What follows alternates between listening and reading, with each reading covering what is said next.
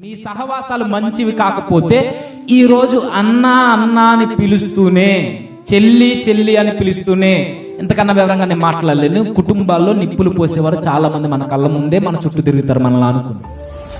ఎప్పుడైతే దేవుని వాక్యము, భయము, భక్తి, సన్నిధి ఇవేమి తన జీవితంలో లేవో అలాంటి వారితో మీరు సహవాసం చేస్తే మీ జీవితమే కాదు, మీ కుటుంబాలు కూడా నాశనం అయిపోతాయి.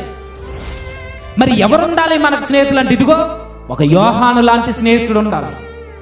ఎవరుండాలి స్నేహితులు అంటే? ఒక ప్రభువు లాంటి స్నేహితుడు, ప్రభువే స్నేహితుడుగా ఉండాలి మనకి. నీకు మంచి స్నేహితుడు ఎక్కడ దొరుకుతున్నా వాడితో టచ్లో ఉండు.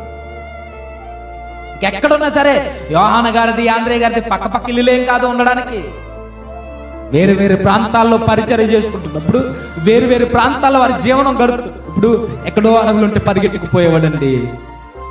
ఎక్కడ మంచి సహవాసాలు జరుగుతాయో అక్కడ స్నేహితులు ఎదుర్కోండి. మరి ఎక్కడ దొరుకుతాయంటే? ఎక్కడ దొరకవు, దేవుని సన్నిధిలోనే దొరుకుతాయి.